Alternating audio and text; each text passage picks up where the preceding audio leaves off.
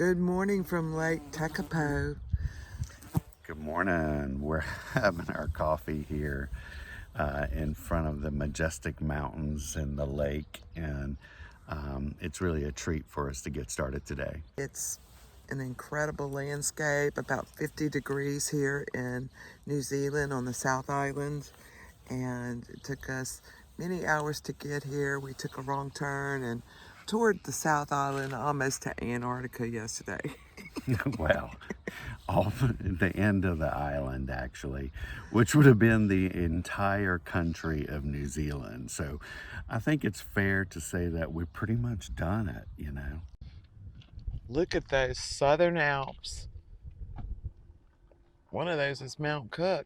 This is the Godly Peaks Road.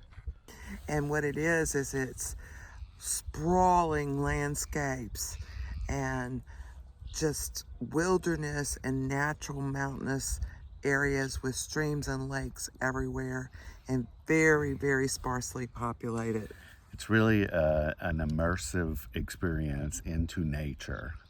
And you better make sure that you have every type of provision you need, including fuel, at all times, because there are huge, expansive spans between any kind of service whatsoever. It's very, very remote. Through all that remoteness of driving around, we definitely were surprised when we came upon the Lake Tekapo village. It's quite charming. It's like a resort town, like a ski resort town, I would say, like Telluride or something like that. Yeah, it really does remind us of Colorado back home. It's a vibe here that's very festive, and there's all sorts of events happening as well. Just so different from the landscape around it, where there's no one except for the campers, of course, which go from campsite to campsite on their journey. This place has a very modern and vibrant community, and when you say events, that's of course scheduled events that you pay for. So you can plan to take hikes, helicopter rides, skydiving, skiing, water skiing in the lakes, other type of water adventures here as well too. There's lots of things to do that include nature. The night sky is supposed to be magnificent here, and we haven't seen that yet, but we'd like to explore some of that as well. Yeah, so sunsets at 9:30 p.m. and I don't know what time it came up, but it was pretty early. So the nights are very short here. It's January in New Zealand on the South Island, and we plan to bring you a lot of exciting information in case y'all want to do it. It's a once-in-a-lifetime opportunity. So we're getting down to nature here in the South Island of New Zealand.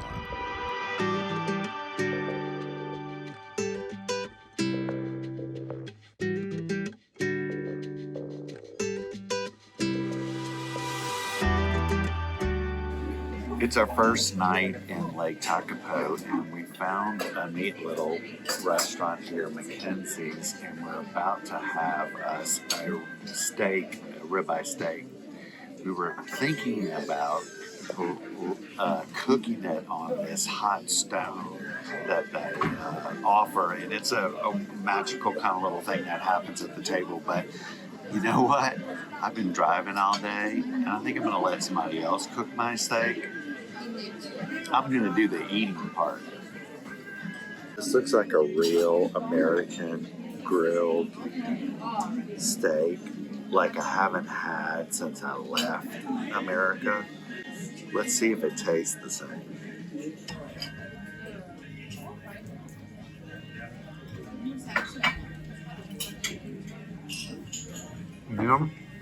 Pretty darn good. Even though you didn't cook it. Even though I didn't have to cook it.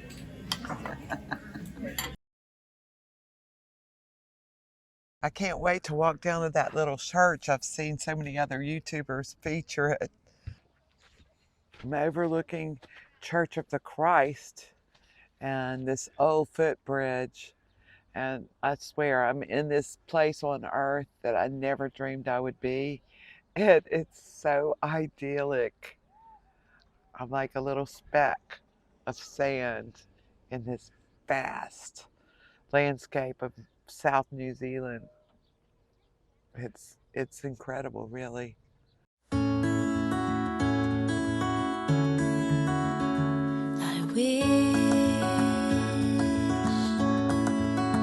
I wish I knew the road to you. I don't care how far, I won't stop trying. I wanna be right where you are.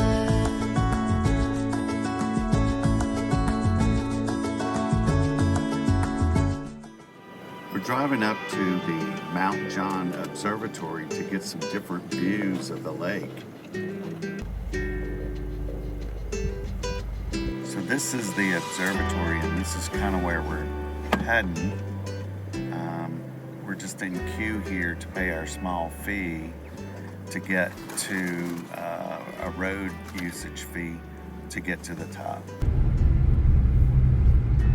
So we just got through the gate. They only let in a few people at a time based on how many people are in the park. They let more people in when other people get out. And now we're on the trail to the top.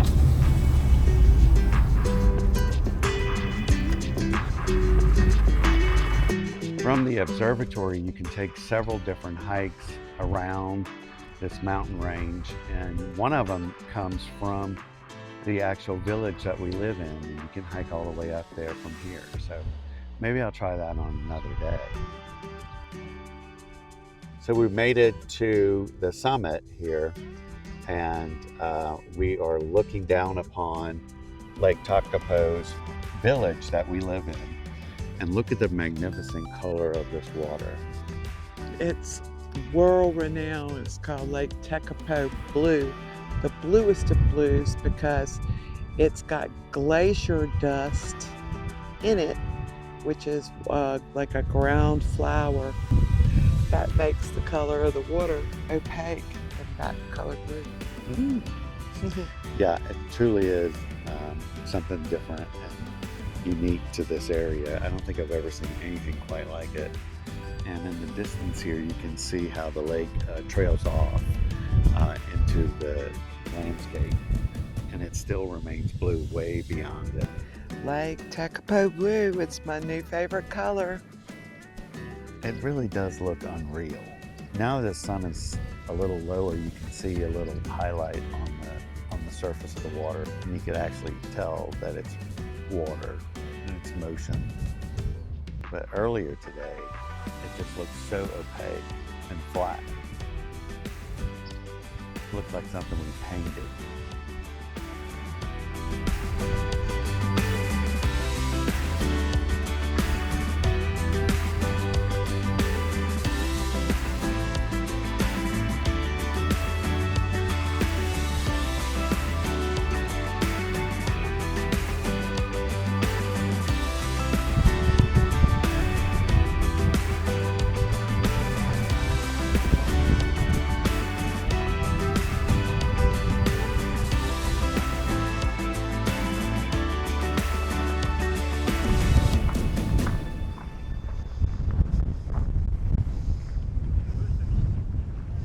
We're here at Mount Cook National Park in New Zealand on the South Island, and it's about an hour and a half drive from Lake Tekapo, and we've arrived in the parking lot and we're going to see a glacier.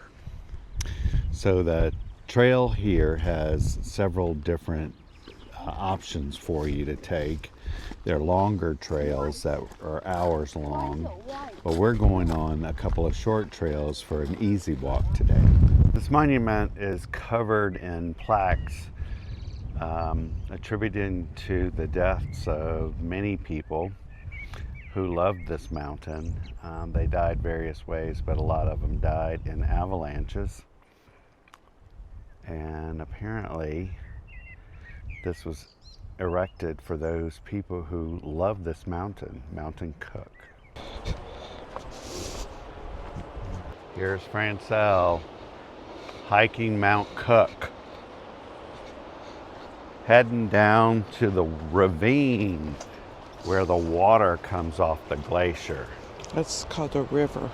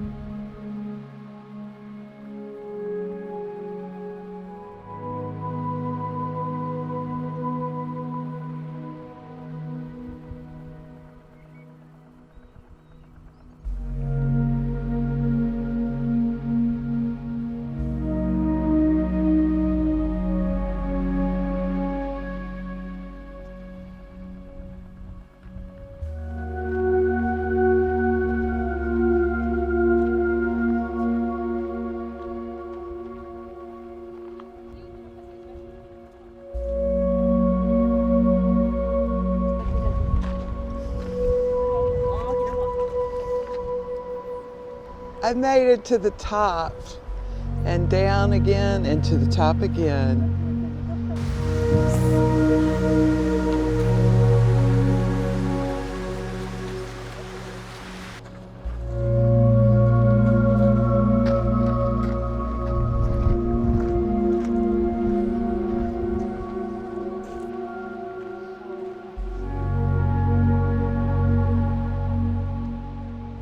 Maximum 20 load, 20 people load on this bridge.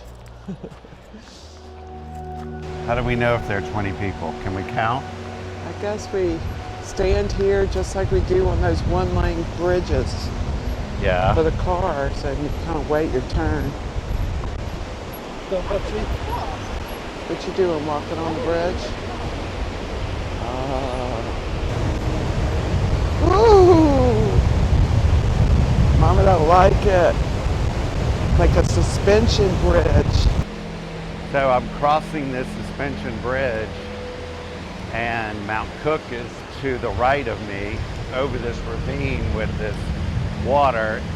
And like most suspension bridges, it wobbles a little bit and moves, you know, depending upon the movement and the amount of people that are on the bridge. And that can be scary to some, but exciting to others, right? From here, it's about an hour's trek up behind me on a really cool trail that'll take you up to another lookout. And it is impressive, but we actually found a way to do essentially the same thing, but we're gonna drive to it. So it turns out the glacier is another hike. Surprise. I'm so surprised. Aw. Got to get in our steps. So the American girl said in the bathroom line. Let's do it. Upward to trail. Along the trailhead here and on the trail, there's sweeping views all around when you're walking, and it's hard not to stop and just take in, which is why this hike is taking us a little bit longer than 15 minutes, right? Oh, yeah. A lot longer. But then don't most of my hikes take a lot longer than what they say. Absolutely. You have to get the shot. We live for the shot.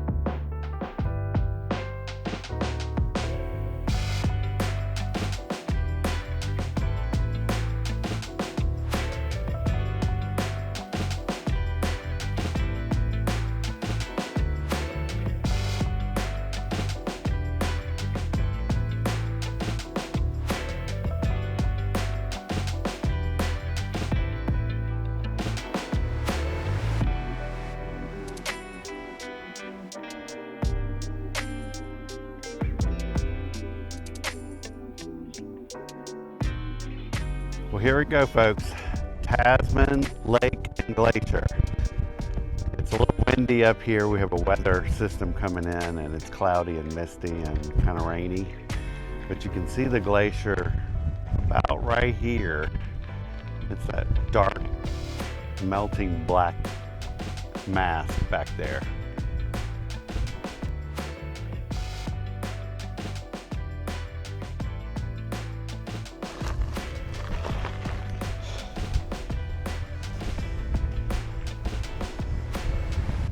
This is what's behind our view of the trailhead we're on.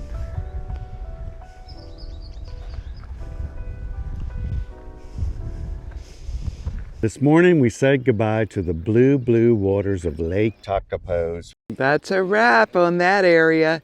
We're headed to Queenstown for some new adventures for a couple of weeks, and we can't wait. But along the way, we've stopped here at the Clay Cliffs, and it's some type of geological anomaly and something really cool. So we're going to explore what the Clay Cliffs are all about, and we'll catch you back on the road.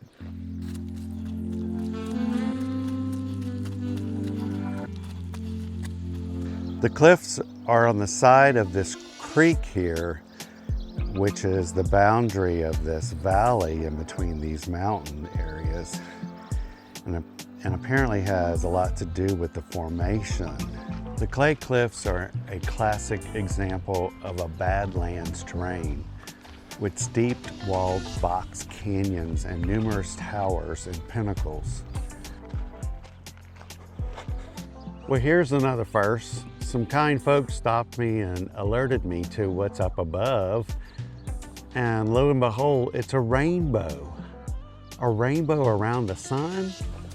What? The Clay Cliffs are developed in a tilted sequence of weak sediment deposits.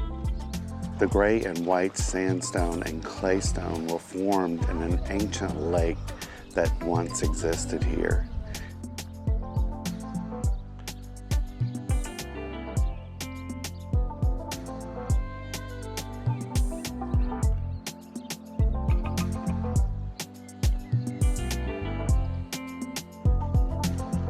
And the yellow and brown layers are gravel conglomerate with silk layers deposited by an ancient river.